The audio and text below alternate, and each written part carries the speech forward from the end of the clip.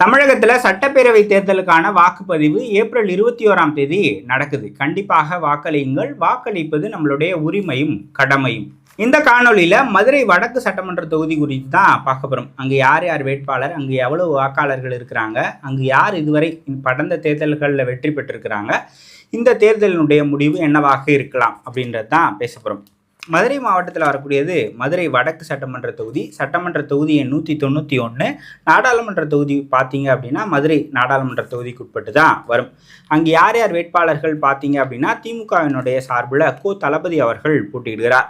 அதிமுகவின் சார்பில் டாக்டர் ப சரவணன் அவர்கள், நாம் தமிழர் கட்சியின் சார்பில் திருநாவுக்கரசு அவர்கள், தமிழக வெற்றி கழகத்தின் சார்பில் கல்லானை அவர்கள் போட்டியிடுகிறார். எவ்வளவு வாக்காளர்கள் இருக்கிறாங்க அப்படின்னு பார்த்தீங்கன்னா ஆண்கள் 1,62,259, பெண்கள் 1,12,406, மூன்றாம் பாலினத்தவர் 46 பேர். ஒட்டுமொத்தமாக 2,18,711 பேர்.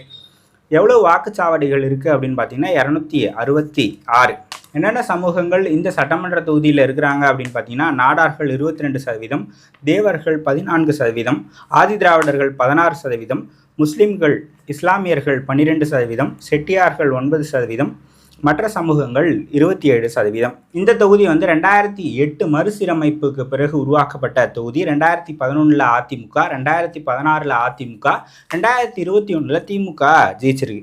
2011 2016 இங்கே அதிமுகவை எதிர்த்து காங்கிரஸ் போட்டியிட்டாங்க.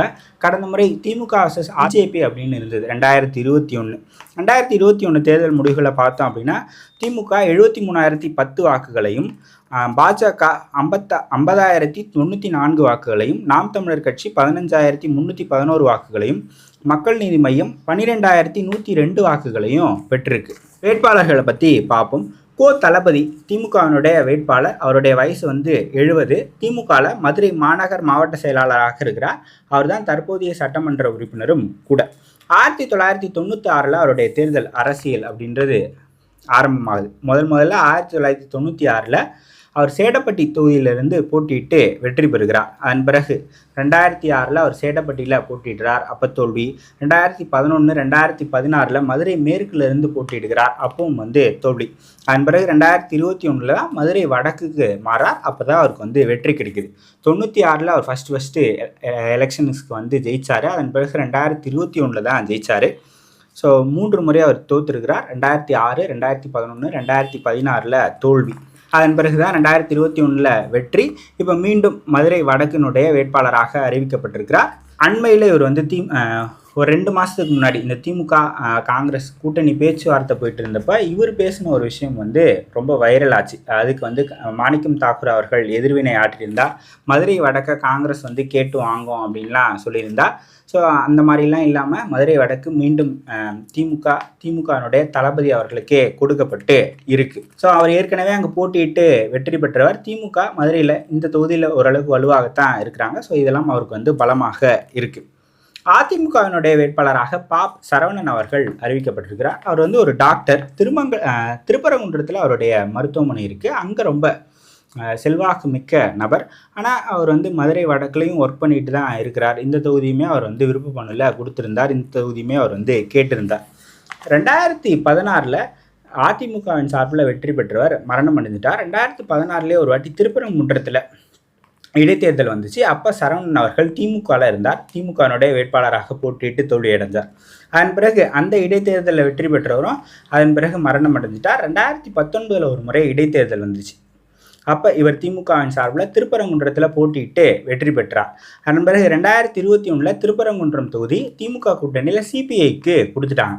அதனால் அவர் அந்த கூட்டணிக்கு கொடுத்த அப்புறமே கட்சியிலிருந்து விலகி பாஜகவுக்கு போயிட்டார். பாஜகவுக்கு போன 2வது நாள்லே போய் ஒரு 2 நாள்லே அவர் மதுரையினுடைய வடக்கினுடைய வேட்பாளராக அறிவிக்கப்பட்டார். அப்படி போட்டிக்கிட்டு தான் 50,000 வாக்குகளை அவர் பெறார். அதன் பிறகு பாஜகவிலிருந்து அவர் அதிமுகவுக்கு வரார். அதிமுகவுக்கு கடந்த நாடாளுமன்ற தேர்தலில் மதுரையினுடைய நாடாளுமன்ற வேட்பாளராக போட்டியிடுறார். ஆனால் 3வது இடம் தான் கிடைக்குது. இப்போ இந்த விருப்ப மனுக்கெல்லாம் கொடுத்தாங்க இல்லையா, அதில் அவர் திருப்பரங்குன்றமும் கேட்டிருந்தார், மதுரை வடக்கும் கேட்டிருந்தார்.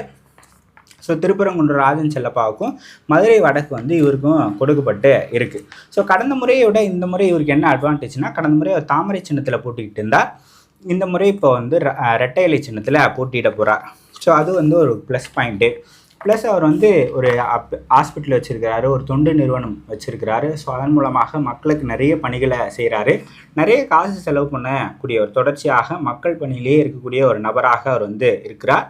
ஸோ நன்கு அறியப்பட்ட முகமும் கூட. ஸோ ஒரு கடுமையான போட்டியை தளபதி அவர்களுக்கு கடந்த முறையை விட இந்த முறை ஏற்படுத்துவதற்கான வாய்ப்புகள் வந்து இருக்கு. நாம் தமிழர் கட்சி 2021 15,311 வாக்குகளையும் 2024 13,890 வாக்குகளையும் பெற்றிருக்கிறாங்க. இந்த மதுரை வடக்கு சட்டமன்ற தொகுதியை பொறுத்த வரைக்கும் இந்த முறை திருநாவுக்கரசு அவர்கள் போட்டியிடுகிறார். ஸோ அவங்களுடைய ஐடியாலஜி ஓட்டு, அவங்களுடைய கோர் ஓட்ஸை இந்த வாட்டியும் அவங்க ரீட்டைன் பண்ணுவதற்கான வாய்ப்புகள் வந்து இருக்குது. தமிழக வெற்றி கழகத்தின் சார்பில் கல்லணை அவர் தான் போட்டியிடுகிறாரு. அவர் மதுரை மாநகர் வடக்கு மாவட்ட செயலாளராக இருக்கிறார். டிவிகேயில் இருக்கக்கூடிய மாவட்ட செயலாளர்கள் ஓரளவுக்கு அறிந்த முகம்தான் இவர். ஸோ அதனால் ஒரு கணிசமான வாக்குகளை அவர் எடுப்பதற்கான வாய்ப்புகள் வந்து இருக்குது. போட்டியை பொறுத்த வரைக்கும் சரவணன் அவர்களுக்கும் தளபதி அவர்களுக்குமான போட்டியாக இருக்குது.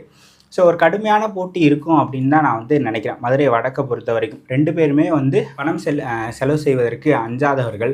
கடந்த ஓராண்டாக 2 பேருமே அந்த தொகுதியில் களப்பணியில் இருக்கிறாங்க. ஸோ 2 பேருக்குமே அந்த தொகுதி அறியப்பட்ட தொகுதி அப்படின்றதுனால ஒரு கடுமையான போட்டியாக இருக்கும். டிவிக்கு எவ்வளோ வாக்குகள் பிரிக்கிறாங்க, நாம் தமிழர் கட்சி எவ்வளோ வாக்குகள் பிரிக்கிறாங்க அப்படின்றத பொறுத்து தான் மாறும்.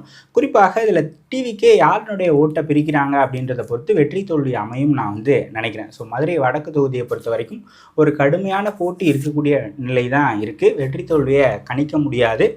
ஸோ 2 நாள் தான் இருக்குது. அது எப்படி போகுது அப்படின்றத பார்க்கலாம். ஸோ டிவிகேவும் நாம் தமிழரும் பிரிக்கிற வாக்குகளால் தளபதி அவர்களோ சரவணன் அவர்களோ அங்கே வெற்றி பெறுவதற்கான வாய்ப்புகள் இருக்குது அப்படின்னு நான் நினைக்கிறேன்.